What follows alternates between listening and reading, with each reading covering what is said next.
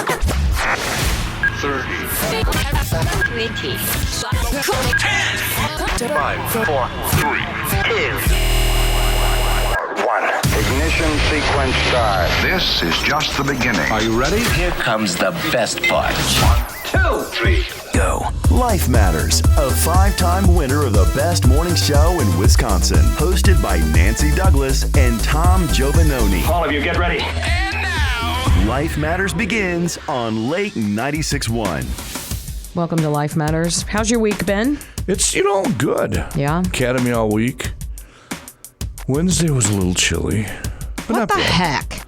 Well, we OC'd everybody Wednesday. God, Mother Nature. And if you remember, Wednesday morning was a little bit cold. In fact, all of Wednesday was a little bit cold. So I was at the decon station in the water, and everybody laughed at me when I showed up with my camouflage rain suit on and my muck boots. No kidding. Mm-hmm. Yeah.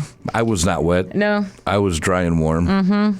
Yeah, they didn't laugh after that, They were very wet. They? No, they didn't. And I didn't care. Right. But no, it was a good week. We got a lot of stuff done. I'm ready for the lengthy temperature change. Not this 72 one day and 42 the next day. I'm over that, completely over that. I think ready. I speak for everyone. I am ready to get toys out. I believe the salt is off the road. Listen, it looks like it. Truck needs to get out. The motorcycles, I got to get them from Rock County Cycles and get them out. We got to go ride. God. Cabin fever. Yeah.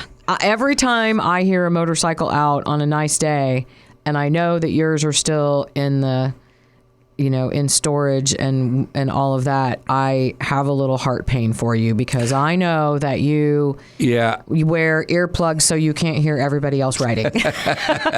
Well, I appreciate that, but in all honesty, my bikes, if I had them fueled up, ready to go, facing the door of my garage, they would not be going out on salty roads. I know. Not doing it. Somebody said that to me about you that I didn't expect to know. I can't remember now who it was.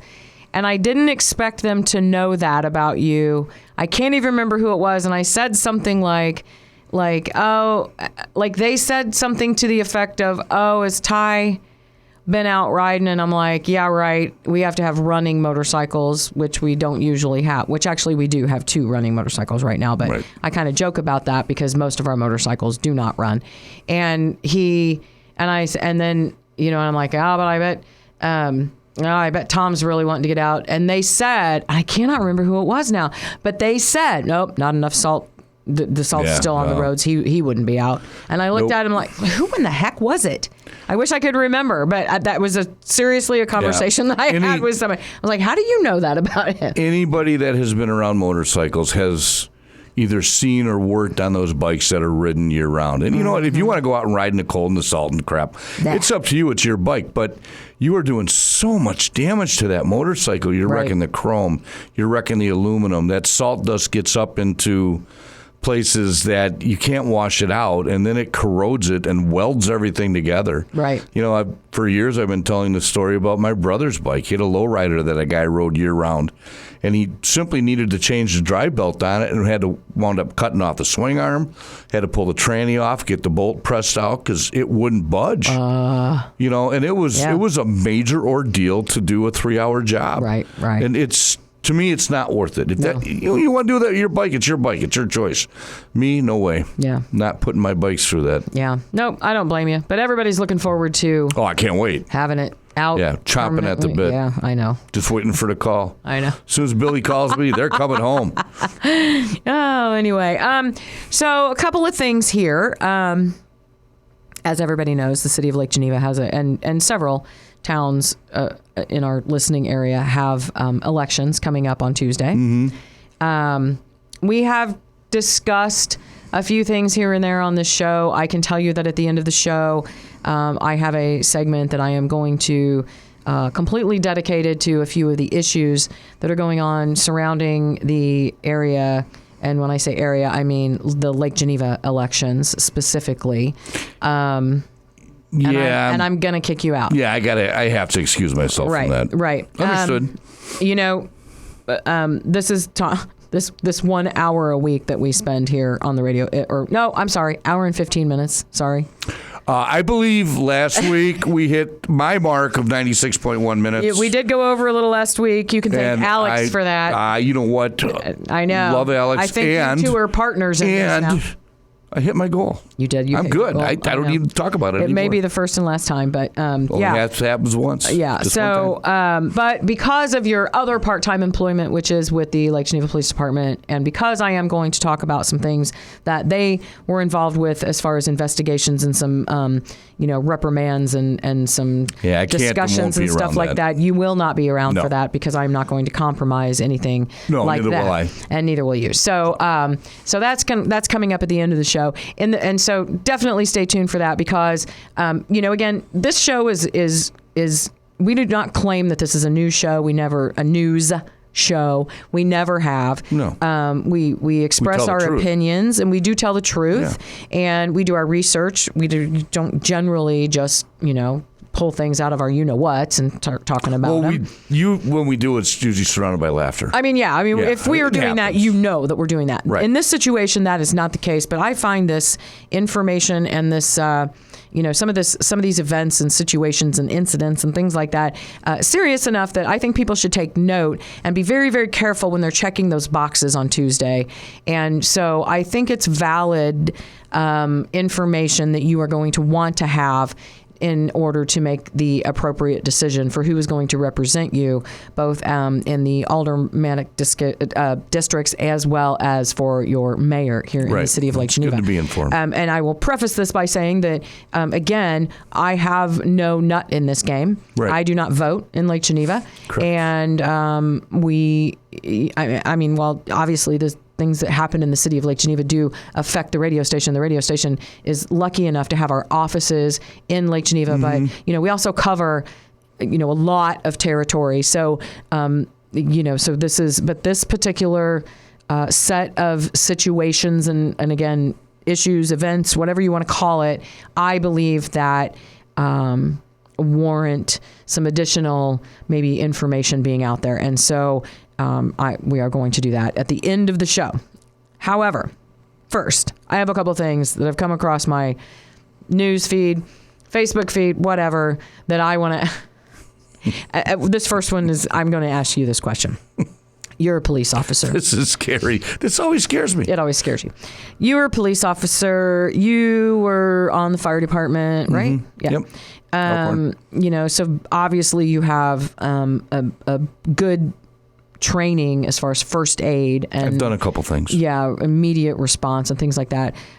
So a new bill introduced in Springfield, Illinois, which of course a lot of crazy stuff comes out of Illinois, so that doesn't really surprise me.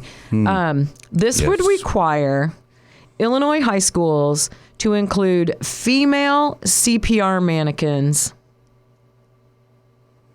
Okay. To address what researchers say is a disparity on how often women receive aid during cardiac emergencies.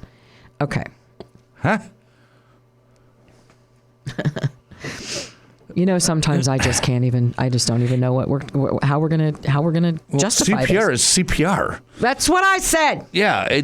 I don't think that has anything to do with training people on what to look for in a person that might need CPR. Like, I don't know, they're laying on the ground, they can't breathe. Well, you're looking for an airway and you're looking for a pulse. Right. So, but what difference does it make when you're training if the mannequin is anatomically correct? Because that's what they're talking about in high schools. It doesn't. I mean, you're finding the sternum and you're going a fist above it and doing your compressions. What's there is there. It doesn't matter. So, and I kind of think, I don't think that that's appropriate because the mannequins don't have clothes on. We're talking about high school. No, I understand that. I don't see what's what the difference? need is. Right. That doesn't affect. If you have a mannequin that represents a female, okay, use it. If you have one that represents a male, use that. It shouldn't matter. And it's not like when you're doing CPR, you're pulling their clothes off. You're finding the sternum and getting to the breastbone and doing your compressions. Right. Illinois bill seeks to address gender disparity in CPR training with female mannequins. Somebody What does that complaining have to do with they trained without breasts and there they were? Well, see, here's the thing. You know how it This says... is ridiculous. Here's the other problem with me. You know how it says click the link in the comments to read the full story? I just don't want to read this full story because I don't want to know how really stupid you are. Yeah. Okay? Did you read the whole story? I did not. Okay, good. Because... This could go on for hours. I know. Like, what difference does it make It what the doesn't. mannequin looks like? Yeah, I don't have an answer for that. Do we not have anything better to do? Well, they don't. We do. I mean, they're running out of money. Maybe how about we figure out how to not run How to not be broke in out Illinois? of money in Yeah. Illinois, and how to make people safer in Chicago. Well, 'Cause that I would don't make a think- lot more sense. I don't think female mannequins That's gonna not do going to that. do it. Not No. going to do it. Nope. It might make 2 or 3 people happy, but Yeah. wow. I don't know. Yeah, I that just, one's weird. yeah, I'm just like, I'm thinking back on the mannequins that we trained on. right, And to be honest with you, I don't remember. right. I don't remember if they were male or female. It was just a mannequin we trained on. Right. Yeah, I just don't. I've never. I mean, they're gender. I've done Okay, first of CPR all, on both. And don't there is know. only 2 sexes that I've done CPR on, male or female. Listen. Nothing in between.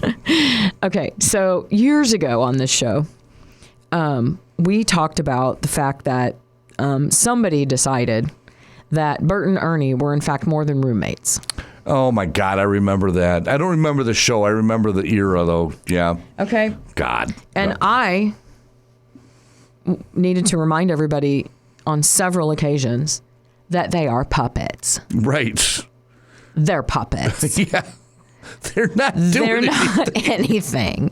They're not even roommates. They're puppets. Yeah, I think they share the same drawer. They, Or yeah, box. right. Like they're puppets. When the hand comes out, they're not alive anymore. Yeah. And you know what? Even when the hand's in there, not alive. Not alive. No.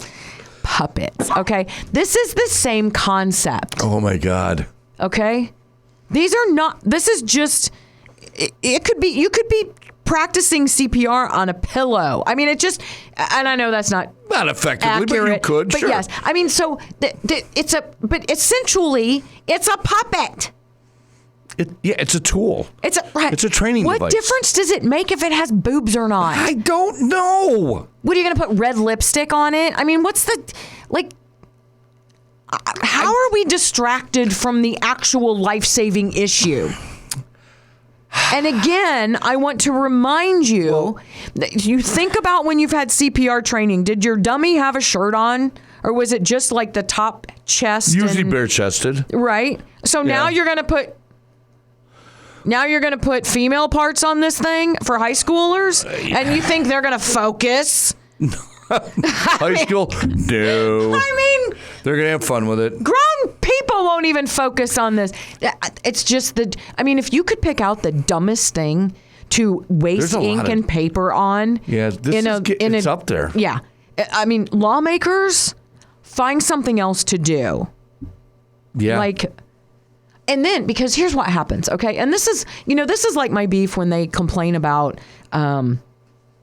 They want to change mascots because it's disrespectful when it's actually not. Okay. Like when they, like Bigfoot Indians, okay, they are honoring the Indians because they're strong and even remember Washington Redskins. Vividly remember that. The Indians were ticked ridiculousness. off. They're still mad about it. Yes. That they got their mascot taken away, that they got their yes. honor taken away. They were very proud of it. And then they turned around and they were like, oh, the Indians, that's inappropriate. And so what they call them? The commanders. Mm-hmm.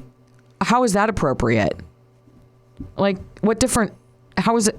Anyway. Yeah, stupid is And what what it is. people don't understand when you change things like that, especially when you go in and you want to file, one person wants to file some kind of grievance, right, with a high school or something, and then some stupid court judge says, oh, yes, you're right, the high school has to go through and change their mascot. Do you have any idea how expensive that is? No. You have to change the Astronomical. gymnasium. You have to change the sign. You have to change the letterhead. You have to change the uniforms. You have to change Starting all business over. cards. You have to change absolutely everything. Actually, it's more expensive than starting all over because you got to grind all that stuff off. That's right.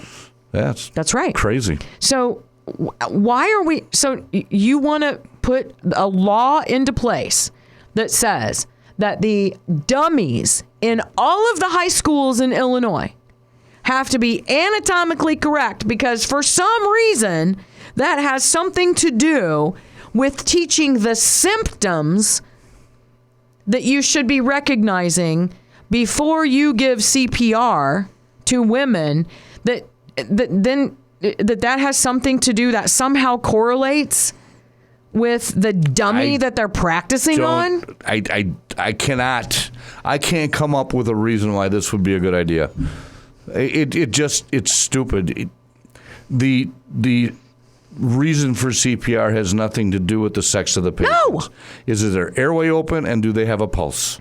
And I mean, if they do not, you need to start CPR. Now, I understand that there are instances and there are statistics that show that females do not necessarily present the same as males do when it comes to some of these things, like maybe a stroke, maybe a heart attack, whatever. There's sometimes that females do not have exactly the same symptoms, or they have earlier symptoms, or they have different symptoms or whatever.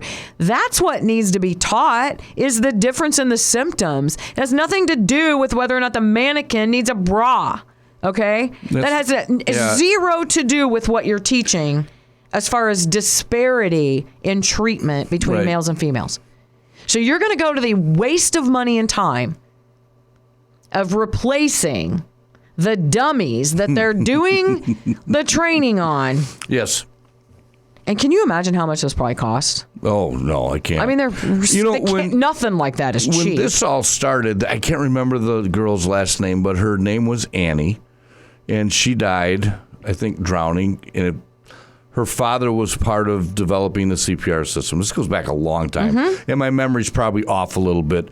But I remember when we started training CPR, and I know for me we did in high school a little bit, but it really did it when I really had to get serious about it was in the military. And it was always, Annie, are you okay? And I do not remember Annie being anatomically correct. I just remember it was roughly an upper torso. Which really, what else do you need? Nothing. Yeah, Nothing. Somebody must have had a dream. Maybe they had a pepperoni pizza before bed and had a vision or something. I don't know. All I know is that might be one of the stupidest things I've ever seen. It's up there. And total waste of money. I can think of stupider stuff, but not much. I just... Yeah. Like I said, you almost had me speechless. Did I click and read the comments? I most certainly did not. Yeah, you'd probably be dumber by the time you got done. I know. That's what I'm afraid of. I got low. I don't need to lose any more brain cells. I'm old enough. Help. Right. It's just the dumbest thing ever. Wow. I do want to touch on something because I think that this is really, really an important thing to always touch on, because I feel like more people have somebody in their life or some kind of incident or event in their life that where maybe they're this has happened, and this is a total it's kind of a downer. I'm just going to tell you right now. But I thought this was really important last week. Jack Pugh, he was a tight end for the Wisconsin Badgers. Mm-hmm. He stepped away from football a few years ago. I want to say it was 3 years ago. And it was, he said that he had some mental issues that he needed to take care of. He passed away from suicide last week, and he was only 24 years old. God. And so, that's rough. Yeah. He was a very popular player. He was he was a very, very nice young man. He clearly recognized that there was an issue. So again, I know that so many people have had something happen in their lives, or somebody's done that, or somebody's reached out and something. So, just a reminder that there is always somebody there for you to talk to, and, please reach out to anybody that if you're feeling so bad about yourself. But, and if you recognize the symptoms like that in someone, call someone else, or, just do whatever you can to try. I know that his family did try. I did click and read that story because I recognize, oddly enough, I remember them talking about why he stepped away, and that he was very cognizant that he had an issue and was trying very hard to deal with it. So anyway, but 24 years old, and that's super, super sad. So I just really wanted to, so thoughts and prayers, obviously, with his family. I mean, we say that all the time, but man, 24 years old, and that's a gut punch. Yeah, it certainly is. Yeah. So, but just be aware. Keep an eye on each other. That's the thing is that especially after we come out of winter. Okay. Yeah. Let's face it. We joke about it. We joke, but we don't serious. see each other. Right. As much throughout the winter. Right. And now, we're starting to get out. There's more things to do around here. We're, just generally out and about, and we see people and stuff. And if just something strikes you, or your gut tells you that, maybe I should call that person back, or, I saw him, but maybe I'm just going to check in again. Just do it. Trust your gut. When people and do are it. off, they're off for a reason. You can tell. Yeah. And remember, 22 vets a day. Yeah. 22 vets a day. Mm-hmm. It's horrible for that young man, but this goes way beyond football and everyday life. We have guys that have put their life on the line for this country that are struggling, and we're not catching it. And that's shame on all of us, We definitely need to be more involved with each other and recognize that there's something wrong. Mm-hmm. And it might be nothing. Mm-hmm. It might be huge. Might be huge. And if you feel that way, it's okay to tell someone. Right. That's strength. That's strength. For way too long, we have been told that asking for help or going to a counselor or something like that was a sign of weakness. No. That is absolutely false. Right. To be able to reach out and get help or talk to somebody or share that you're struggling for some reason, that is extremely strong. Mm-hmm. It absolutely is. Yep. And you need to recognize it that way. And if somebody is doing that, understand they need help. Yeah. At least listen. Right. And that may be all it takes. Right. And it's also okay, don't, it's like that see something, say something. Mm-hmm. Don't be afraid to draw attention to something. Nobody's going to be mad at you for giving a crap about them. If you see something and then and you don't know how to handle it, and you call someone else and say, hey, can you maybe go check on this person or whatever? I don't care. You be mad at me then. But I'm just trying to care about you, and I really saw something that I was nervous about, and I didn't want to see anything happen, and I didn't know how to do it myself. And so I asked for help on your behalf. Right. You can be mad at me all day long. I'm never going to feel bad that I at least tried. Yeah. And even if it was nothing and I made a mistake, I'm not going to step back from that. Right. I learned at a young age, being in the military at 18, I was very lucky. I was the youngest and lowest ranking guy ever on Fort Hood at that time to be put into the accident investigation section. And I dealt with major actions on Fort Hood. Fatalities. We had brutal fatalities on that post. And my first one I went to, I was 18. I wound up doing CPR on the driver for 20 minutes until medevac got in. He died on the way to the hospital. And it was pretty brutal. Yeah. And when I went to talk to one of the guys that was there with me, he said, listen, suck it up. This is life. This is what you got to deal with. Right. And I thought, oh, my God, I'm being a wimp. And after 2 or 3 sleepless nights, my roommate was in supply. And he told me, he goes, you're making a lot of noise at night. Are you okay? And I was like, no, I can't sleep. He goes, what's going on? I go, well, I don't think I'm a wimp. And I talked to him and told him what happened and everything that I went through. And it was, a conversation. And that night when I went to bed, I slept like a baby. Right. And I learned it. A lot of times you just got to talk about this. Right. And we do this in law enforcement all the time. We call it a debriefing. And it might be, 2 squads parked next to each other, having a cup of coffee and venting over what happened. Right. Or a full-blown with psychologists. Everybody's talking about the event that they went through. Right. And it goes so far. And sometimes that's all you need to do is shut your mouth and listen. Yeah. Let them vent. Right. Right. So, but definitely take care of each other. Keep your eyes open. Yeah. It's just like I said, we've got hopefully most of this yucky colder weather and stuff and, all the yucky stuff is behind us and, everybody's kind of emerging like spring and it's so much easier to check on people. And like I said, if you haven't seen somebody in a couple months that you normally see, I don't know, walking down the street, walking the dog, catch them at the grocery store, whatever. Maybe you haven't seen them. Or if you see them and you just feel like I said, your gut instinct is, maybe I should knock on the door with some cookies or something. Out. Right. Just do that double check. That's never the wrong thing to do. No. It's never the wrong thing. In the next few weeks or a month, the mental health machines will be out. And then you can kind of back off a little bit and just enjoy the ride. Mental health machines. That's right. The two-wheeled. Never see a motorcycle parked in front of a psychiatrist's office. Never. I don't need therapy. I got motorcycles. I got wind. That's right. That's right. Anyway, I am super excited about the show today. Yeah, it's because of our guest. Sherm Lindsey is here, and he is one of the guys who started the Wee Whiskey Fest.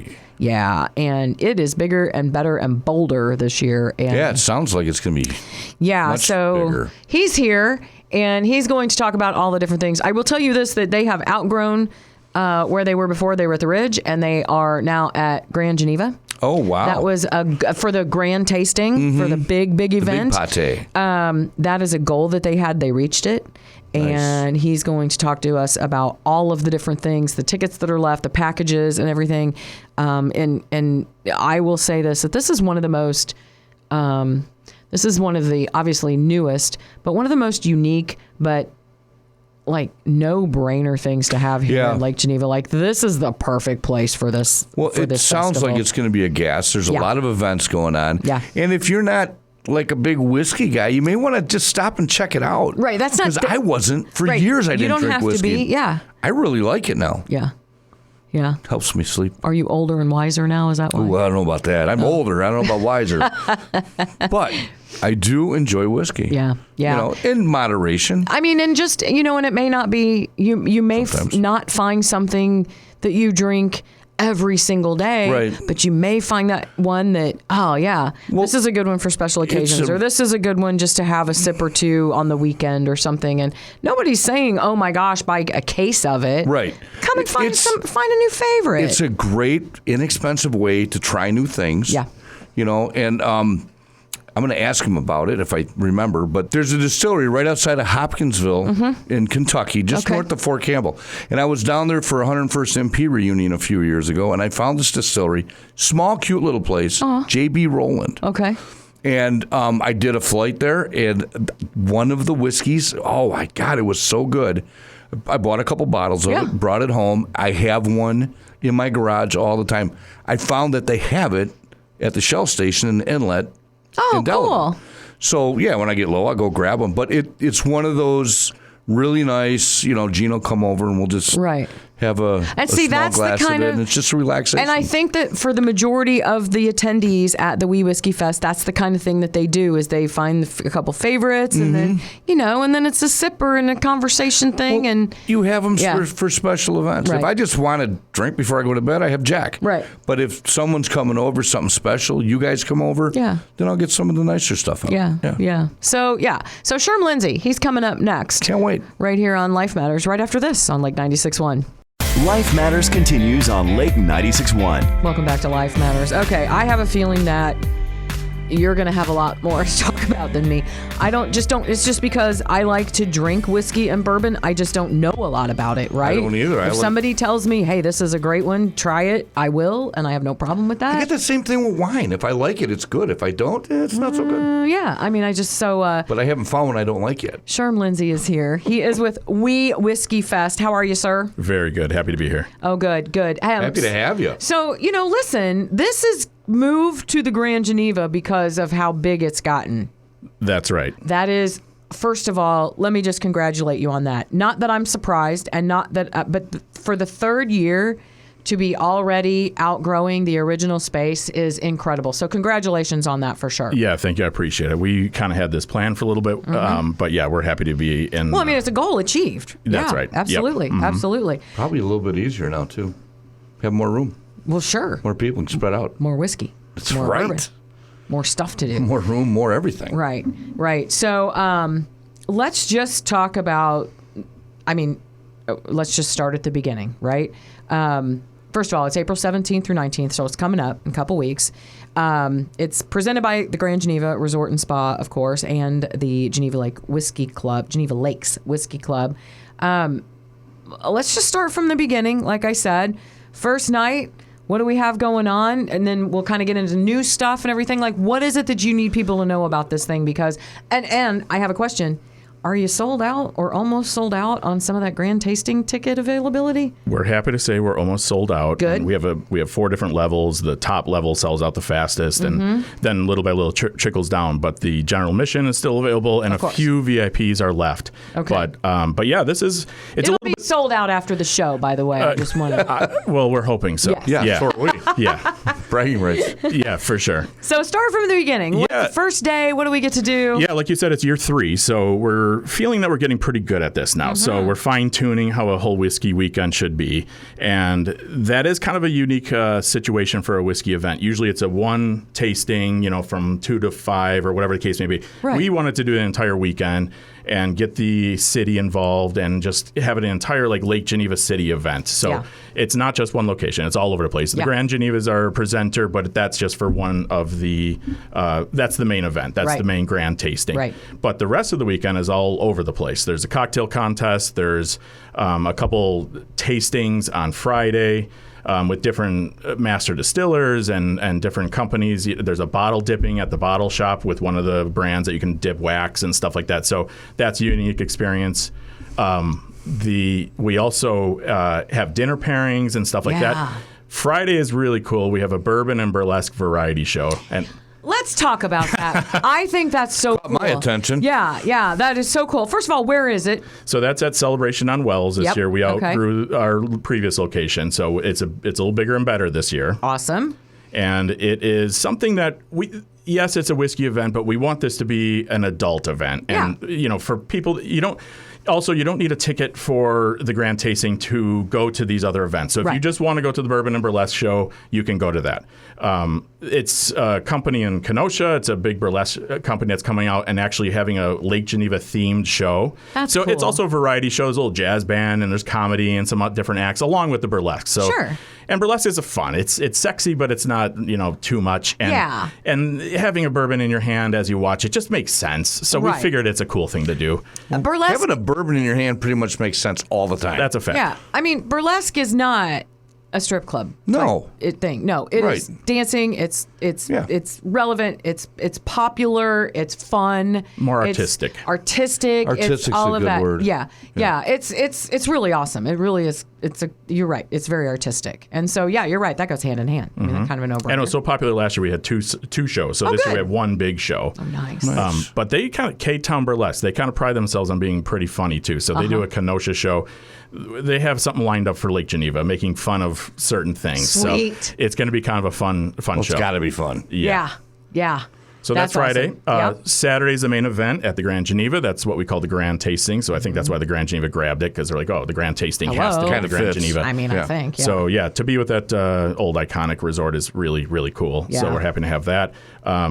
Huge amounts of distilleries and samples and bagpipers walking around and bluegrass bands and food and fun. Most of these tastings are kind of boring. They're kind of nerdy. You talk about the whiskey and you just go through it. We wanted this to be more of a social thing. So this is a lot more of a party type of atmosphere. So that's where the bagpipes and some of the other stuff comes in. Nice. So that's Saturday from 2 to 6, and then all kinds of dinner pairings after that. VIP party is at Maxwell Mansion, which everybody that comes to this just loves that VIP party. And then, Sunday, a couple more tastings, and then our very lively goodbye closing, our first boozy brunch at Barrique. That's going to be kind of fun. Yeah. I think everybody needs a little bit of hangover cure on Sunday morning. For sure, so Barrique is going to be doing that for us. And that's my partner Dana's place too. Dana, Bree, my brother RJ, my partners, didn't mention them yet. Yeah. But the closing parties at Champs, the Irish goodbye closing party. So the Irish goodbye. So if you want to show up, you can. If you don't need to tell us. Just go away. Right. And we have kind of a really cool. I hear that all the time. Yeah. It's one of my Go favorite ways to away. leave a party, honestly. But, Just go. but yeah, that's at Champs on Sunday, and that kind of wraps it up. A really cool rockin' Irish band will close us out. Oh, nice. That's so cool. It's so cool. Let's talk a little bit about the distilleries that are going to be there. Yes. 50, more than 50. I have to assume you guys and the team at the Geneva Lake Whiskey Club, that you guys handpick these distilleries. It's invitation only kind of thing. I mean, this is a really, quite frankly, people need to understand. This is a very sophisticated and curated event. Okay, you guys have really just worked hard on every single detail. Again, including the number of distilleries, the number of whiskeys, and who gets to come here. So talk to us a little bit about the distilleries themselves, and who kind of is going to, who do you think is going to stand out as well? Sure. And yeah, this is a passion project for us. Yes. This is something that we really like to do, and talking different distilleries and making relationships with the master distillers and the owners and things like that. That's half the fun of why we do this. So, this is our third year, like I said. So the Wee, Scottish small Wee and Wee Whiskey Fest was always kind of meant to focus on the smaller distilleries, like Sure. the up-and-coming companies. Everybody's had a taste of Buffalo Trace. They don't really need to try it again. So some of these other brands that we have coming in, Chattanooga and O.H. Ingram, and some of these other smaller brands that maybe people haven't heard of that are excellent, Yeah. that have the best representation with their master distiller going to be there, or their top ambassador, or whoever, really proud of their product and telling you about that story. And story with whiskey is everything. Right. When you hear that it's a woman owned, or the first female black owned, or whatever the case may be, hearing these stories is the best part about it. Then all of a sudden you get a little bit passionate about it. Then what you're tasting, you hear what they're saying with the white corn and the way that they do it, and how hard it is to do it in Texas, or whatever the reason it is. So more of our distilleries this year are the smaller brands that we really like, that are very happy to be there. So you're going to feel that instead of, maybe a cute face just pouring a whiskey and not knowing about the product, Right. you're going to have that person that knows every detail of what you're sipping. Right. So, tell us about a couple of new ones. Sure. So we still do have a couple of the bigger brands. Of course. You have to always have a few of those. Yeah. But a lot of Wisconsin too, by the way. We still really love our Wisconsin brands. Driftless Glen, J. Henry's a big one that's coming. The Dancing Goat is a really good partner sponsor. Those guys are so fun. It's funny, like I said, to get these relationships with these guys too. Yeah. It's like once you have a few whiskeys with them, it's like your brothers and sisters and moving forward. So it's not even like, are you coming? It's like, what time are you going to be there kind of thing. Right. So a lot of Wisconsin-based stuff. A lot of small brand Kentucky stuff that's really good. Silver Belly, and some of these brands that you haven't really heard of. Right. R.J. Rowland? yeah. R.J. Rowland? R.W. Rowland, I believe. Or Yeah. I could get that. Maybe I got that wrong. It's out of Hopkinsville, Kentucky. There you go. You know better than I do. Great distillery. Yeah. I kind you- of stopped by and said hi. I was going to say, did you visit? Did I brought some you take bottles a tour? home. Oh, Yeah. And actually, you can get it in the inlet in Delavan. Oh, there you go. Yeah, it's see? good whiskey. Yeah, I mean, Good we little have hang time. place. There's a couple of Nashville companies. There's, of course, a bunch of Kentucky companies, but the smaller guys. There's even a Mexican whiskey coming that I've never even tried myself, but they're really enthusiastic about it too. So there's a lot of different stuff to try. We went to the grand tasting, I think it was last year, my husband and I, and it was funny because we both ended up hanging out with, I hung out with a group of women that I know. Actually, it was, several of the JC wives, and, it's Matt Steinbrink's wife, et cetera, right? Yes. And then, and he went off and he was tasting with, he had a couple guys that he knew he was going off with, and the women look at it so much differently than the men. And then once we found our favorite, we would go and try something else and be like, oh no, we think that we like that. Let's go back and try this one. So you again. kept And coming back. We did find one that was, and actually we bought one, and it was really good.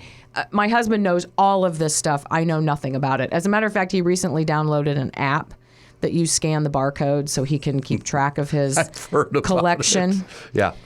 Yeah. So anyway, but I really enjoyed it because I don't know anything about it. I don't know how it's made. I don't know. I just taste it. And honestly, I just drink what like he recommends or what he says. Hey, I'm opening up this bottle. Let's try this or whatever. And so, but as I learned about it, like you just said, I could taste what the difference was, and I could, and I could tell. And there were a couple of them though that I could really tell, like just by the smell. I was like, whoa, I don't know if I'm going to be able to do this. And then, but there were some that were amazingly smooth that you didn't even realize how. I mean, you can't possibly understand how just delicious it was, right? But you did. If you listen, you start to actually be able to taste and smell exactly what they're saying. I tell everybody that's kind of new to whiskey, the first time they bring up to their nose, whatever, it's just like, I never drank brown liquor, whatever the case may be. Said you have to sit in on an actual tasting lecture. Yes. And you hear that person talk about the aging process and what we put into it and why we did white corn and where we did this and how long it's been taking and every single bit of the process. Then you get to the nosing notes, and then the palate, and then everything else. And all of a sudden you taste that vanilla and that brown sugar. Yes. And all this little stuff that instead of taking a shot where you're actually respecting it, then the whole thing changes. Yeah. Now you're like, oh my gosh, I like this. I've seen so many people change over just one tasting. Yep. Well, the key there is it's not a shot. Yep. Well, that's true. So many people do that. They just blast it and they're gone. But no, you're right. They're You doing got to that for sip different it. reasons, And obviously. well, yeah. I mean, if you taste enough, you're going to get there eventually. You might as well have some fun along the way. Right.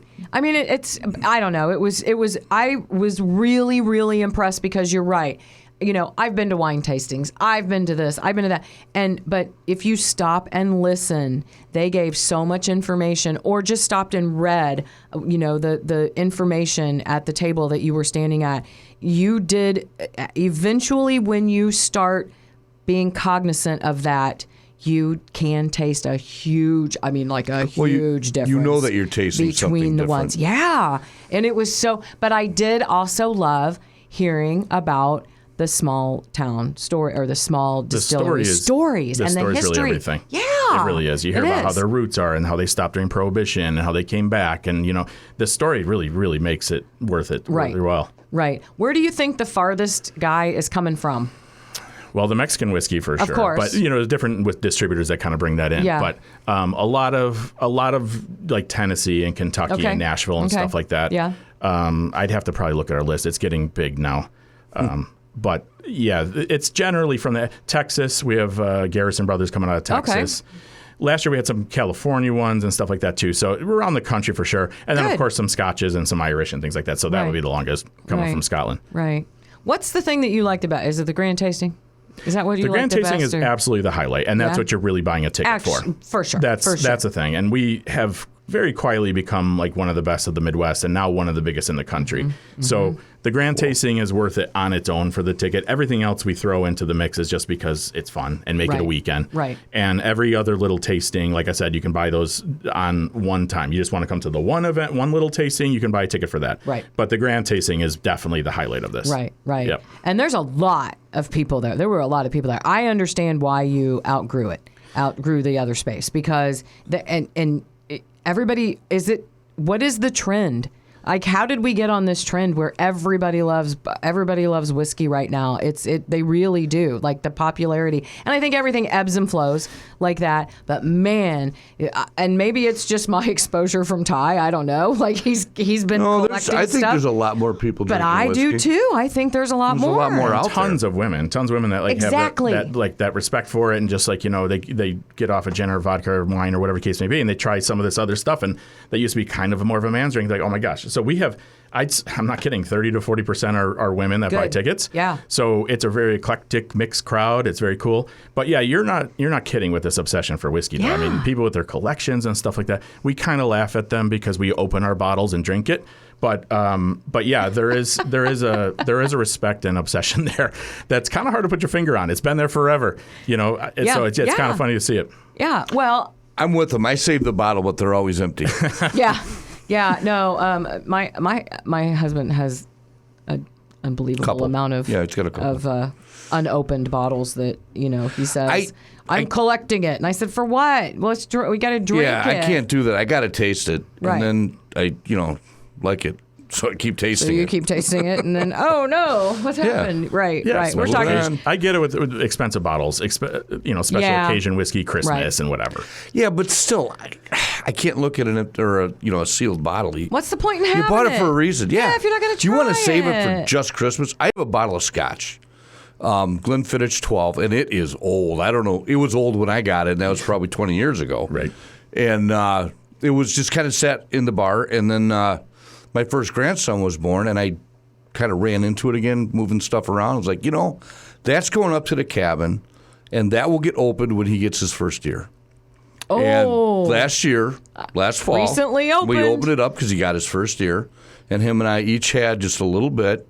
I sealed it back up. It's back in the tin, and it's in the cabinet until my next grandson has his first year. So that's different. That's why whiskey has this different aura around it, and that's why it's a little bit more special. When you're actually talking about family events or special occasions or the bachelor party at the wedding, you crack open this 20-year bottle of Scotch or whatever. It has a different kind of thing than any other alcohol does. Maybe cognac, but whiskey has that. It's a little bit more of a special thing. You open up with your dad, whatever the case may be. It does have a special thing about it. It does. Well, you're not going out and buying a 12-pack of beer. Right. Right. It's got way more meaning to it. It's way more emotional. Yeah. Personal. Right. We call it camaraderie. There's whiskey love and camaraderie. For sure. Oh, absolutely. And it's there when it's together. That's funny. I have one of your stickers that says whiskey love on it. It's on my computer.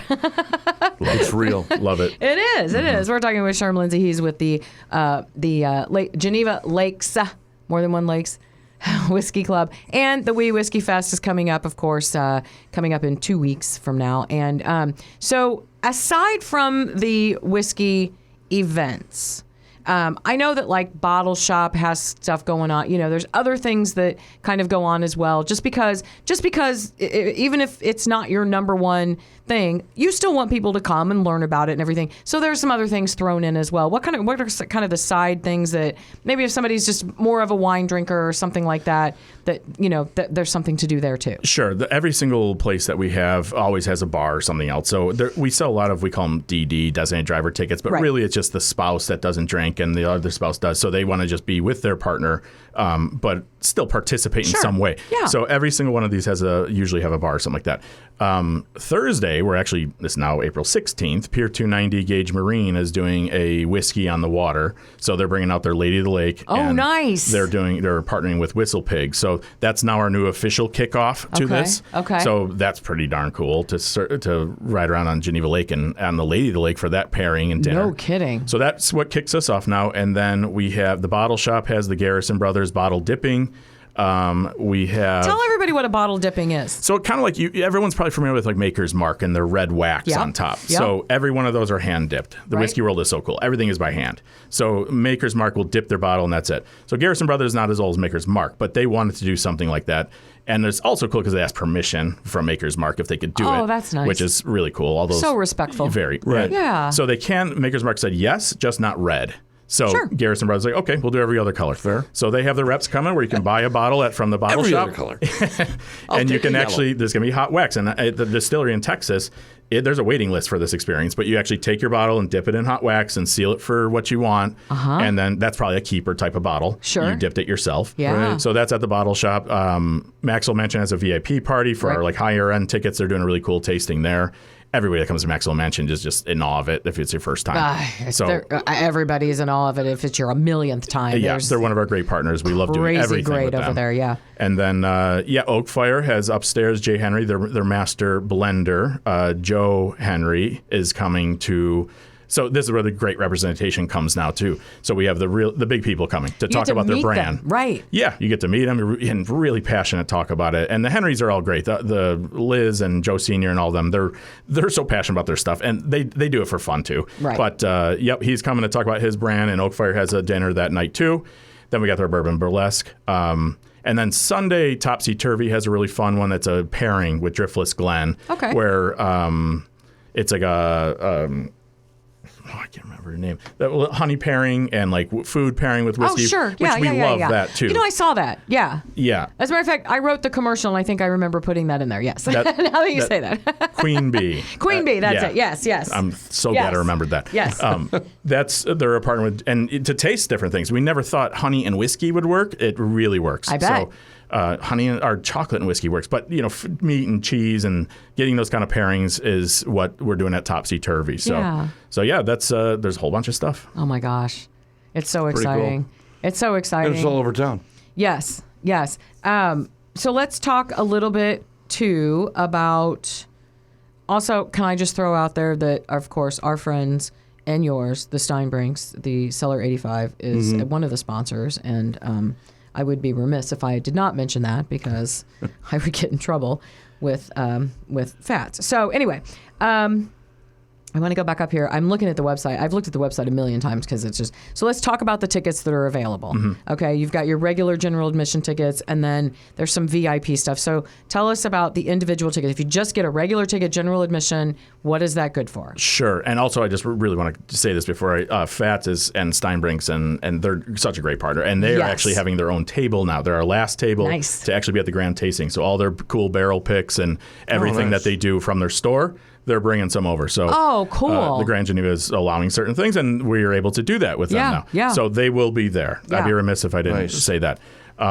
The tickets are available. There's not too many of the VIPs left, but really what you get for a VIP ticket, you get into the grand tasting an hour early. So every single distillery that's there has one special pour from their collection that is for that VIP hour. And that is just something special that they want to give out. The general admission after that is your full reign of everything else. There's I don't know how many things you can actually sample. We actually give people a little bit of direction on how to handle that, as far as like get a little bit of a plan before you just go from table to table. You won't make it past 10 tables. Right. So pick and choose what you're going to do.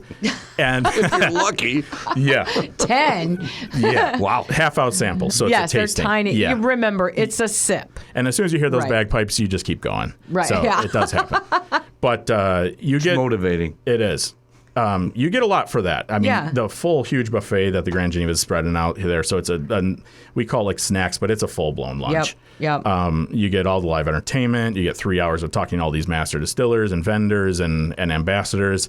And a ton of swag, cool bags. We kind of spare no expense. We have a wee Glen, like the Glencairn whiskey glass that's so popular. Get a little we glass. found it from Scotland that has a wee Glen, so it's a miniature version of it that we've used for 3 years, That's cool. which makes a lot of sense. I have one of those. When we went, we had the VIP ticket too, Perfect. and so yes, now that you say that, Gotta take souvenirs. that's what that glass is that we have. And You get a swag bag. Sometimes Yeah. we'll get a little question on the price, and when you really look at a real tasting somewhere, you get 4 or 5 samples and maybe a little something like that, and it's $75. Yeah. Or $85, something like that. This is as much as your heart's content, and take your time and enjoy the whole thing for $125 Right. with lunch, with everything else. You get a lot. You get great glassware, you get swag, you get stickers. You get the Really Irish is- goodbye. If you think about it, it's really cheap because you get down into Knoxville and some of the distilleries down there, you're over $100 for a tasting. And you don't get all that. Simple You for just sit down, have your tasting, 5 drinks and go. Yeah. That's right. Can we talk to a little bit about the Distinguished Hooligans party at Magpies? Absolutely. So that's kind of funny. I can't remember where the Distinguished Hooligans came from, but I don't either because and I think we talked about it. We did last and now year. I can't remember it what kind you of, said. I think just the group, it makes sense for the group. These are Distinguished Hooligans. They're distinguished. They care about living life, but they're also kind of hooligans at heart. And they like to have fun and drink. And the best kind. That's right. So Distinguished Hooligans is really, that's been our nickname for a few years now. And That's it's really cool. stuck. What But- happens at that party? So Anthony at Magpies is kind of putting that together, but we have the Flannel Junkies, which is like a really high energy acoustic guitar band that's going to be playing. There's all kinds of whiskey specials that are going to be there. And then we probably will have 1 or 2 actual distilleries there that didn't make the cut of the grand tasting. Okay. So they'll be there representing their brand too. So Yeah. just kind of late night, it's almost like being on a little all-inclusive mini vacation with this group of whiskey enthusiasts, and you see them again, and it's more fun, and you meet people, and that's what the whole thing's about. Again, very proud of you for reaching the goal of being able to move to such a much bigger venue with this thing only 3 years in. Honestly, that does not happen That's amazing. very often. And then to keep it busy downtown at the same time. That's Right. I mean, just pretty cool. And the number of things that you can do is it has expanded so incredibly well. It's just an Just gonna awesome get thing. bigger. And it is going to get bigger. But you got to also be careful because you keep getting bigger and you just start you have to start just finding things for people to do, and then maybe they're not so, like I use the word curated at the beginning, and so I just think that you guys have just done a wonderful job on the whole thing and what you've added and just the different partnerships with bringing people downtown before the big tourist season starts and all of that. I mean, this is a thing that Lake Geneva should be very, very proud of. Well, thank you for that. And yeah, we love our city, and me and Dana and Bree, and we work really hard at this. We're putting in a lot of hours to make this as special as we can get. Yeah. But yeah, to have something like this in our little hometown, and again, this is like pure fun that we're kind of doing this for fun and bring some more culture to the city. So that was the whole kind of point of this, to just add a little bit something else to it. But yeah, there will be a point where we probably would cap it. We don't want to be like thousands of people. No. Maybe 1,000 would be like the most. Of it. Yeah, we don't want to. I've been to those, and they are out of hand. So maybe we just add another event down the road somewhere in fall or something like that. But yeah, we are very proud of it, and I thank you for saying that. But for only doing this for a couple of years and what it's become, and hearing the response from not only customers, guests, but our vendors and the distilleries saying that they are happy to be here again with the organization of it and what they're kind of their bang for their buck and really how they're showing off their product. We know we're doing something right. Yeah, for sure. I just want to tell you the other thing about the a la carte items, the burlesque show, and just all of those different things, they are super inexpensive. Like super inexpensive. Like you said, if you don't want to come to the whole big grand tasting thing, maybe, it's just not your thing and you know what you like and you want to specifically go to the bottle shop, or you specifically just would like to go to the bourbon and burlesque variety show. Just get a taste of it. And just do the one thing or a couple of those events. It is not expensive at all. And that is a good thing as well, because it just appeals to everybody. Like, this is not something that you have to be a VIP or get some expensive VIP ticket to do. Right. You can come and enjoy downtown Lake Geneva and do all of this for, less than $250 a couple, and much less than that if you just want to do a couple of the tastings. And so kudos on keeping the price to where really this is not, you do not have to be, again, a VIP. You can just bring your friends, come on down, enjoy the day, enjoy a couple days, and learn from your experience. That's the big thing too. Definitely. We wanted everybody to kind of experience this too. And honestly, some of those smaller, I shouldn't say smaller, just more of those intimate tastings are fun in their own right. You hear this it's about one product, one whiskey, and that one person and the enthusiasm that they have, and you slowly taste it as they talk and one by one. So those are really fun in their own right. Yeah. Yeah. I have to say that the part I probably enjoyed the most, and I don't know why this is, we have talked about this before. I grew up in Indianapolis. When I lived in Indianapolis, I had zero interest in any kind of history. Did not care. Moved up here to Wisconsin, then started working here in Lake Geneva, and now I actually live in Elkhorn. I love the history of our tiny little cities. Do you know why you love it? Why? Our history's fun. I know.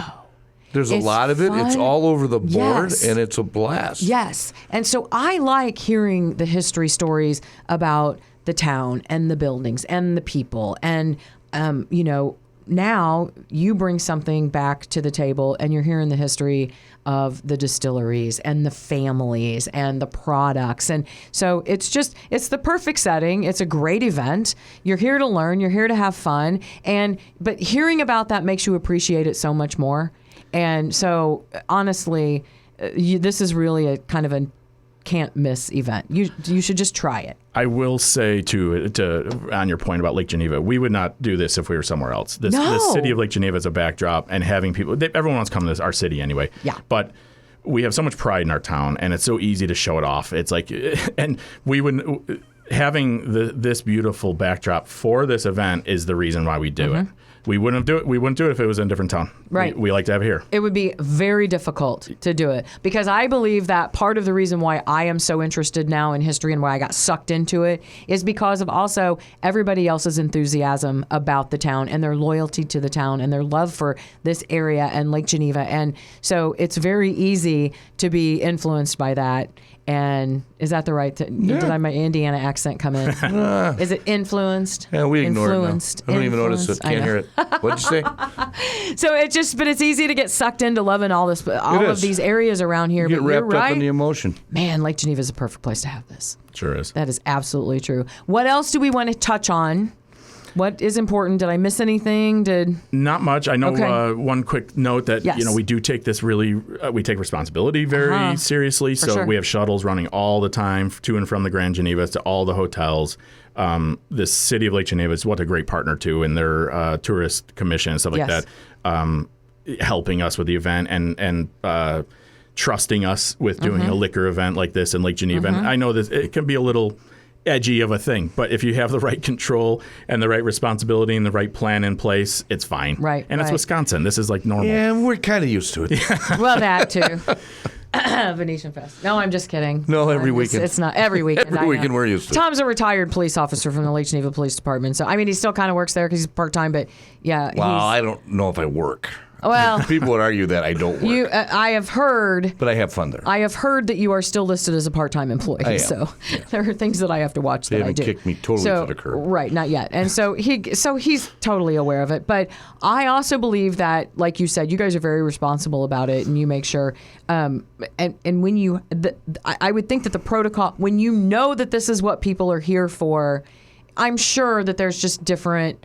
Like protocol and things that, like you said, there's measures in place to make sure that everybody's safe and happy and fun and having fun. Yeah, and our bar people downtown know what they're doing. They're Right. very good at it. Exactly. They usually handle things before they need to be handled. Mm-hmm. And it's a tasting event. It's not, this all-out party. Right. It's You're not there a to have bachelor fun party and with learn some 1,000 stuff. people. Exactly. Right. No, it's more Exactly. connoisseurs and respect Right. for what it is. And, Yeah. and like you said, our city we're on cruise control with this. They know exactly how to handle big crowds. Exactly. Absolutely. This is wonderful. I'm sure that so many people are looking forward to it. I do challenge our listeners, though, that, again, they are nearly sold out of some of these tickets, sold out of a couple of the levels of tickets. So I do challenge you to go today to the website and get your tickets for this because what are you the can't. dates again? The 16th through the 19th? Technically the 16th, but 17th through the 19th, Okay. with the main one being on the 18th. Right, right. So get your tickets today, and it's just simply weewhiskeyfest.com. Yep, W-E-E, the Scottish we. Yep. And I don't know. It's just we're looking forward to it. It's a great thing for Lake Geneva. It really is. Thank it you really guys is. very It'll be much. fun. Yeah. Sherm, thank you so much for Thank joining you. us. This was fun. Yeah, and we'll see you. We'll see you in a couple weeks, but then we'll see you next year to come back and talk about the Excellent. fourth one. Happy to be here. All right. Coming up next, more Life Matters right here on Lake 96.1. Life Matters continues on Lake 96.1.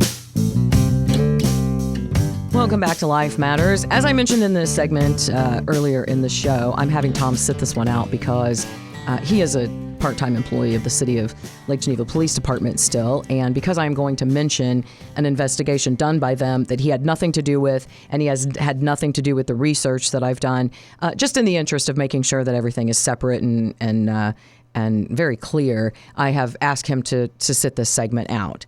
And so we're going to talk about this chaos that is going on at City Hall right now. So in February, Alderman Hoyland was determined by the city administrator, after consulting with the city attorney, to potentially be in violation of ethics and policy violations after not only using city property, which is the Public Works Garage, to film a campaign video, but because he also asked a city employee on the taxpayer's dime to assist him to be a part of the video. Now, both of those are a violation of city statutes, as well as the City of Lake Geneva employee handbook, basically. So I can give you a couple of references right off the bat. He did not seek permission from either department head or the city administrator prior to the arrival to film in a city facility and use city assets. The city administrator and the city attorney believe that's a violation of 101.5E, misappropriation or misuse of public funds, property, personnel, or services, use of one's, or 101.5A, using one's status as an elected official of the city in any way that could reasonably be perceived as an attempt to gain influence or authority for non-city business or activity. Another violation was 101.10. Elected officials shall not have significant direct contact with city staff without clearing such contact with appropriate department heads or the city administrator. Such behavior is a violation of Section 103, Organized Chain of Command of the City of Lake Geneva Employee Handbook. And honestly, the city employee also was reprimanded. And that's very unfortunate because if somebody like that walked into your place of work and said, hey, can you do this? That puts them in a seriously awkward and compromised position. I mean, would you say no? So I believe, again, this part is my opinion, that it's a grave shame that this person even had to have a meeting with city administration, let alone in any way, shape, or form be reprimanded. My opinion. Moving on. After email exchange, asking for clarification on wording of city policy, arguing semantics, plus even a couple of meetings, this alderman, who is also the chair of the personnel committee where this issue should have been heard and reconciled, did agree to have this ethics violation complaint brought to the city personnel committee on April 6th, which was tomorrow. That was in lieu of taking it to the full city council at a public meeting back on March 23rd. Now, great. You agreed to do it. Nope, let's not take it in front of the whole city council. Let's take it in front of the committee. Made the agreement, said, okay, I will do that. I have it right here in front of me. Did it in writing. Okay, great. Either choice would have allowed your current city representatives to actually represent your interests in this matter, then inform you of the outcome and consequences. Okay? Rather than recusing himself, because it's clearly a conflict of interest for the chair of a committee to conduct a meeting where he himself is the subject of a legit ethics complaint. And after attempting to kind of go tit for tat and file complaints against other people and then withdraw them, and including the mayor and other aldermen, he unilaterally decided, this is important, that the complaint against him didn't warrant the committee's oversight and canceled the meeting tomorrow. The whole meeting, making it impossible for the personnel committee as well as the council as a whole to determine whether or not he was in violation, which postpones any repercussions he should experience, including potentially censure or actual removal from office, if I understand that correctly, until after the election. So you would have voted without anybody telling you about this. You would have voted without this information. Not transparent. In addition, we all know, we all hear him, we all hate him. Political candidate commercials and the literature and other distributed material must contain the paid for by disclaimer. That is a law, period. I am holding a rack card in my hand right now for this alderman that does not have the required disclaimer. I have personally seen a video that clearly shows him opening the door to someone's home and tossing that literature into the foyer, which is a whole nother subject. That would constitute distribution of campaign material that does not meet the standards of the law. Now, you can downplay all this you want. It's not that serious. It's not that. But it's still a violation. It's still something that your representative did not get to hear about, and that's what you voted for. You voted for a person to go to City Hall and represent you and listen and take action on things from ethics violations to construction to city policy to hiring employees. You elected, and that was denied of you. Because you probably haven't heard about any of this until today. And probably, quite frankly, there's a possibility that because he did cancel this meeting without consulting any other committee members, there are members of that very committee that are learning of some of this right along with you. So, and for the record, on the campaign literature, I looked at everybody else's campaign literature, websites and everything. I can't find anybody else's, that violated those rules regarding the appropriate disclaimers. Just letting you know. You can do the research yourself. Again, you can go to websites, you can go to Facebook pages, you can do all that on your own. In comparison, we have people that are implying, gossiping, and accusing the mayor of stomping political signs down and abusing city resources. Okay? No one has shown any proof of that. They've shown signs that are down, But we've also had some extremely windy conditions and stormatic conditions over the last couple weeks.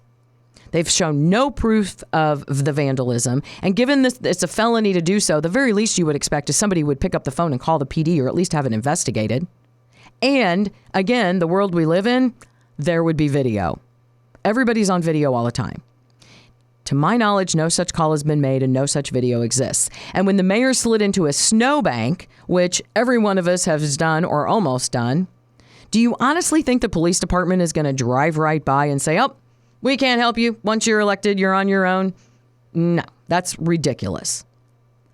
So with regard to with regard to pictures used in front of City Hall, which also people were complaining about and actually were part of a complaint that was filed about the mayor by Alderman Hoyland, those are places where the public is allowed, and they were taken during the course of his tenure as the current mayor for the most part. The city DPW garage is not accessible to the public and cannot be used for campaign purposes. So do you see the difference? Okay. This is the big difference. The mayor standing in front of the podium in front of City Hall where the public can go each and every day. You can go over there and take pictures if you want of yourself standing there, just like he did. He's standing in front of City Hall because he gave a school group a tour of City Hall. He's allowed to use that. Everybody else can go and stand in front of City Hall and take pictures as well. Do you see the difference? We also have a lot of folks using scare tactics on you, okay? Including one that I really wish people would stop doing this because none of this has even happened yet.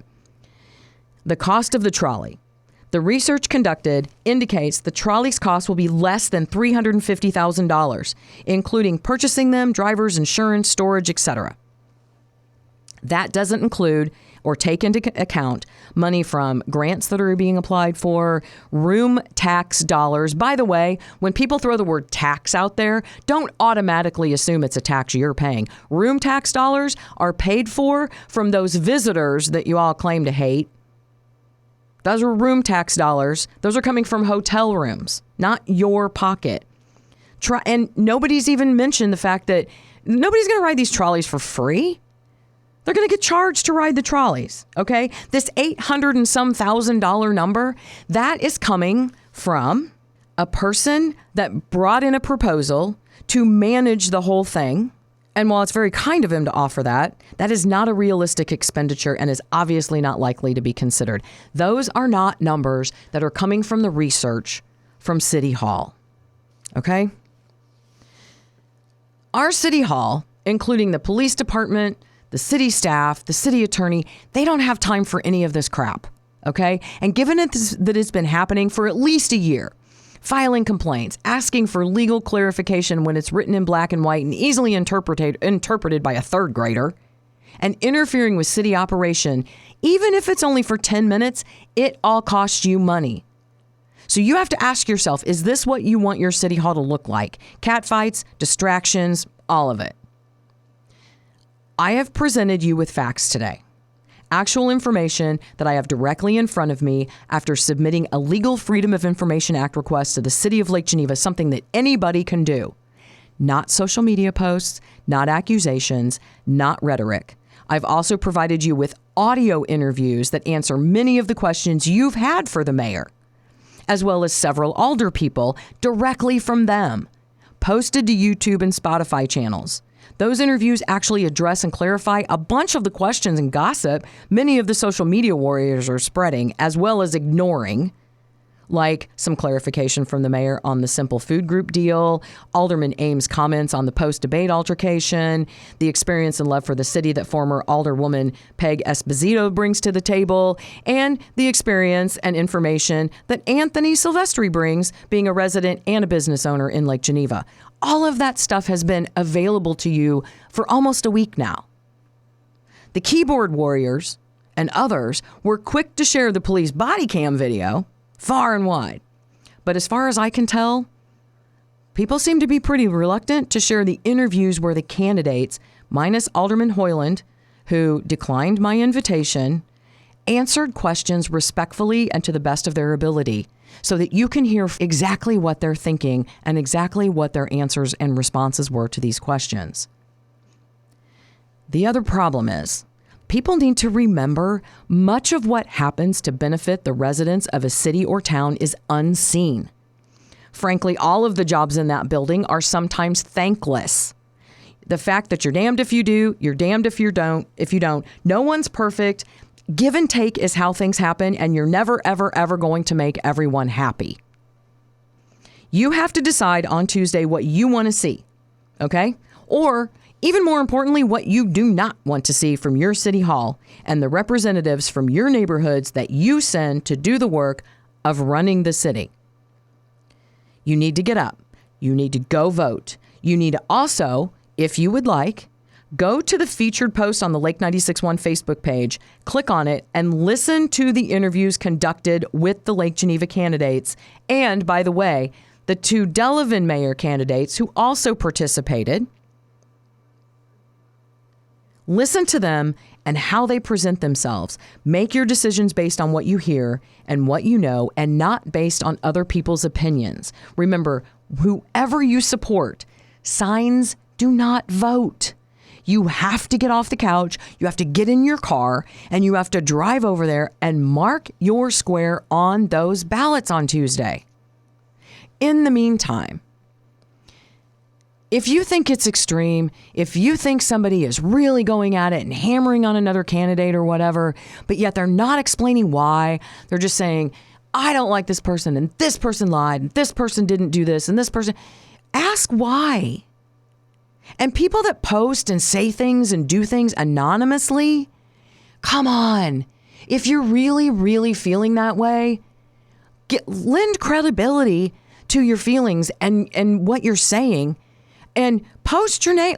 Who are you? Let us know. All I'm saying is you don't have to. I am not telling you what to do.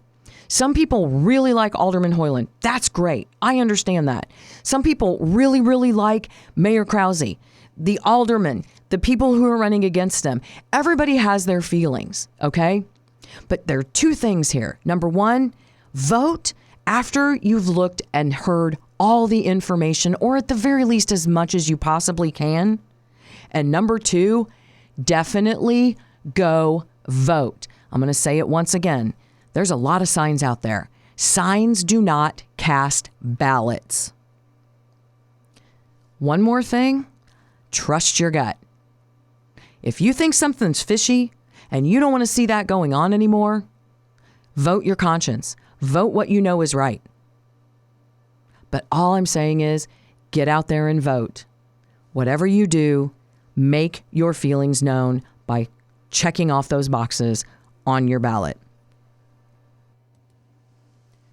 That's all for Life Matters today. Please have a very, very nice Easter. I hope you're spending it with family. God bless everybody. And of course, coming up next, Main Street Messages with Alex right here on Lake 96.1. Main Street Messages with Alex, brought to you by the Lake Geneva Business Improvement District. All right, sweetheart, you've had your fun. Now let's get down to serious business. Welcome to another edition of Main Street Messaging with Alex Benante. She is the Executive Director of the BID, which is downtown Lake Geneva. How are we this morning? Doing great. So I was at your annual meeting. I want to tell you that it was a wonderful job. Thank you. Everybody in that room was very excited to hear the different new things that the BID is doing, and the fact that you are working very hard in conjunction with a lot of other people to, again, the topic of discussion is always this Highway 50 construction. Absolutely. And it was just a very uplifting meeting that everybody seemed to enjoy. And the muffins weren't bad. So thank you, Lake Geneva Pie Company. So, absolutely.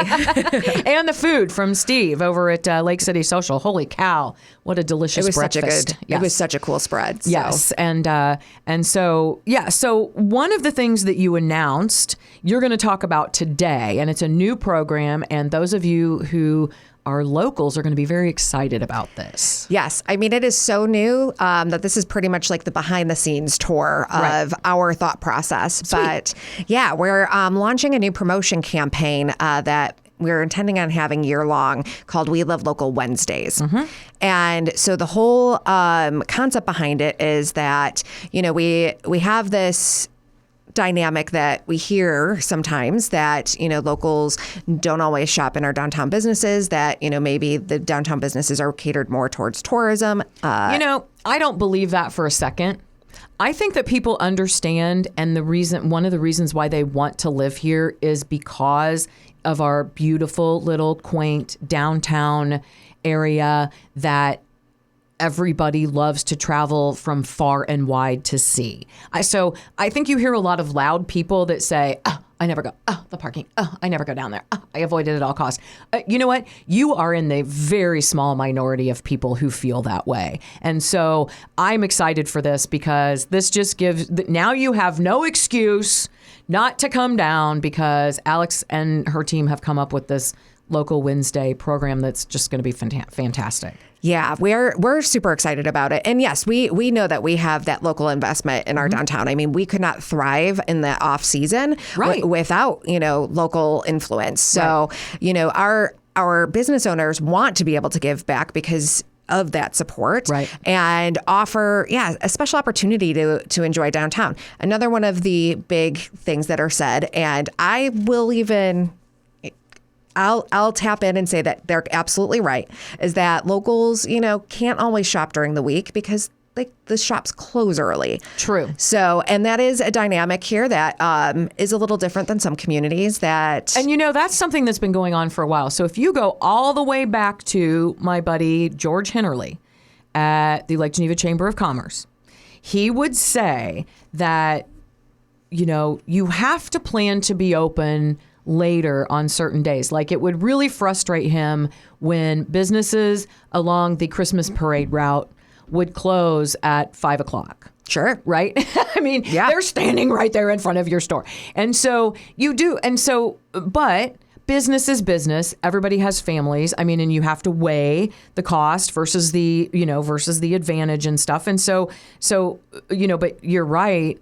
Like, you get off work and you want to go and maybe do some shopping, and they close at 5 or 6 or something, and you can't. So you're right. That's an issue. But I'm guessing they've agreed to be open later. Yes. On the Wednesdays? Yeah. So participating businesses will be open minimally until 7. I mean, you'll still have places that are open a little later. Sure. But again, in that whole concept of closing at 5 o'clock, comes from a time where usually women were the shoppers. They were at home more.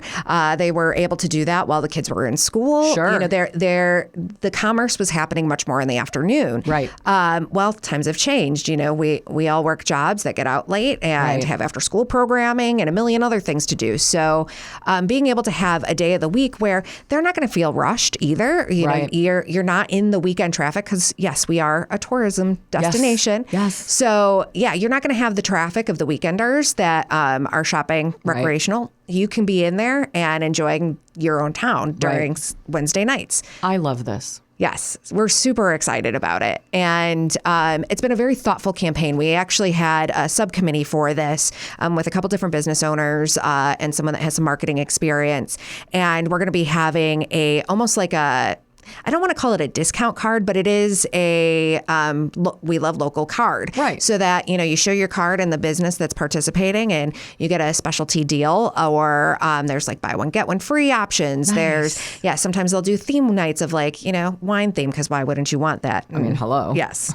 But, it allows for creativity and showcase what each business has.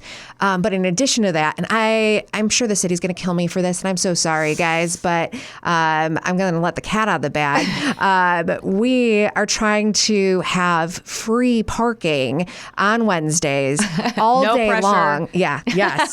Yes. We're pitching this idea. So we're trying to have this happen where it's all day Wednesday, because if you're a sticker holder, a local resident or Walworth County resident can get a sticker as well. You get 3 free hour parking time frame when you're here. Yes, per day. But it's 3 hours maximum. Right. So even if you move your car, by the way. Correct. Don't do that. That's not working. Yes. You will get a ticket. But They keep track. yes, they do. And I found out it's digitally. So yes, lovely. Yes. Digital chalk marks I found out about. I was like, oh, that's a new concept. Found out the hard way, did you? No. Okay. No, it was from the lovely parking manager, Beth. She told me. So I was like, okay. Warned us up front. Excellent. Yes. But so we've, approached the city seeing if, because Wednesday again is a little bit more of a, slower it's a quieter time. day. Exactly. Yeah. Let's incentivize our locals to stay in town later, eat dinner out, enjoy, maybe a kids eat free night at one of the shops. Right. Some sort of incentive to keep the downtown vibrant during that day. Right. So they were very enthusiastic for us to bring it to City Council. So, for local listeners who would love to be a part of that, if you came to April 13th's meeting and spoke in citizen comments in favor, you'd be doing us all a favor. Right. So, right. yes. Well, and you see that's, again, I go back to, people complain about that, well, the city isn't inviting to the locals or whatever. And it's, for one, that's not true. Okay. And you have to understand that the city is a business, right? And they have to generate income, and parking is the income. Yes. Like that's no matter how we spin it. Yes. That's a lot of income. And so it's very hard to, or let me put it this way. Historically, it probably would have been much harder to accomplish that. But because of what the city has done with, again, the parking kiosks and putting things online and everything, and it is digital now and they can keep track, it is easier for them to show you don't have, you know what I mean? Like to program something or to not give you a ticket because you have, it's the way they handle the parking is different now. And it's going to be cake for them to handle. Nope, that's got a sticker. It can be here all day. That's got a sticker. It can be over here all day. It's just easier to handle. And if there's one specific day and it's consistent, then there should be absolutely no issues. So I don't know. To me, that's a no-brainer. That is a no-brainer. Everybody asks, what does the city do for us? Well, here's something. Right. Come down to your downtown that we all know, whether you complain or not, that you love so much, and hang out. Exactly. Like all day. Bring family. Bring, fill your car with people. Yes. And bring them down to enjoy our beautiful downtown. I love it.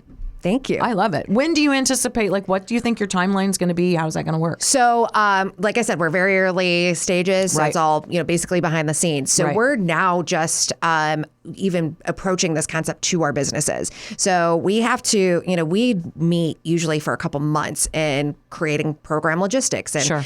We have guidelines that take place, and, they have to have enticing offers, and they have to. It can't be like walk in the door and get a free pencil. Correct. Like you don't, and that doesn't work. Correct. Right? You want things. You want like you said, you want the program to work. Exactly. Yeah. Yeah. We want it to be inviting. We want to feel that, we're giving back and that the community feels the love. We want them to feel loved. So, we came up with a menu of items that our businesses can, apply to use this offer. They have to consistently offer that for a series of several weeks, and then we reassess and can do a new offer because we're going to do this year round. Right. So, you're going to get different offers popping up at maybe quarterly or something like that nature. But, and it's helping service businesses, retail restaurant businesses, just work together on this promotion campaign. We have to build a website with that. We have some branding that needs to be created. Sure. We've put some financial investment into that to get that program out to market. And we're going to be having these physical card products being out in mass mailers on anyone that's in the Walworth County area in our local neighborhood. Right. So right now we're in the early stages. We're educating the businesses. We're hoping to do a soft launch fairly soon. Beth will also kill me on this one because she wanted it out in early May. I'm someone who likes to really take my time in educating our businesses and our staff of businesses first before we start pushing out. But I think we'll probably roll out the campaign in June is my guess. Yeah. So still to come, but it will be quickly happening, and we're excited. Well, and I like that you're taking your time, because if you notice or you pay attention to the things that the bid does, they are thoughtful and they are curated and complete. And you're right, you cannot just push something out there and, fix all of the tiny little issues, because that's frustrating to the consumer. Right. And then now they came down once, they had an issue, and now they're never coming back. Yes. And that's not what it's for. We want you to come, once a week, or, every week. Yes. Once a month, whatever. Be a regular, be a tourist, right? Yes. And enjoy discounts and stuff that tourists don't get to do. Exactly. Right. And so, yeah, I like that you're doing it, and it's very thoughtful the way the campaign's going to go. And even behind the scenes, these businesses that end up signing up, they are also investing, a little research time, because, right. You as a consumer, impact what businesses do in their operations and what products they carry. And, so when we're getting that feedback that this promotion works, that, they might give a consumer some survey data being like, well, what do you like about this store? Right. So you guys get the chance to influence how your downtown looks as a shop, as a shopping district. Right. So, there's data behind that too. That's one thing I think that people say, well, they, we didn't get to have a say in something.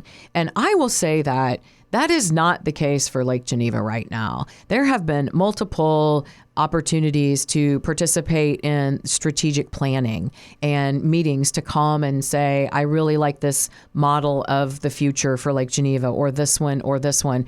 And the same thing here. You're going to have the opportunity to help shape this as you go, because if you go and say, this just wasn't where I would really like to see this, or I'd really like to see that, or the store owners themselves saying, what'd you like about this? You're participating. We are asking you for your input in order to make you happy. What would you like to see? And so I really think that Lake Geneva is doing like I said, a heck of a job right now. Really asking for the residents and the citizens to participate in how they shape their own city. Right. It's their town. Yeah. We want to make it a welcoming place for everyone, for sure. So I love it. Thank you. I love it. It's a great idea. And, it's everybody loves downtown Lake Geneva, even if they say, I don't care. I don't believe you. Right. And so right. It's too pretty. It's too historical. It's just a lovely place. And we are very proud of it. And I think you're going to be surprised at how many people just flock to downtown on that Wednesday. And you're going to see your neighbors. Think how fun this is going to be. It's going to be a great opportunity. Yeah. Yes. Is there anything else on the calendar we need to remind people of? Yeah, keep remembering we have our wine walk coming up. I was going to say the wine walk. Yeah. And we're about halfway sold out already. Oh my gosh. So, yes. And that does sell out. It does. Yeah. Yes, especially the spring one, because people are, itching to come out and see those. Yeah, we need to get outside. Yes. Yes. Yeah. So May 17th is when that's happening. You can buy your tickets on downtownlakegeneva.org wine walk. Okay. And the proceeds go to public art in the community. So it's a win-win. Pretty. Yes. Love it. Alex, thank you so much. Thank you for having me. And we will see you next week. Yes. All right. Coming up next, more music right here on Lake 96.1.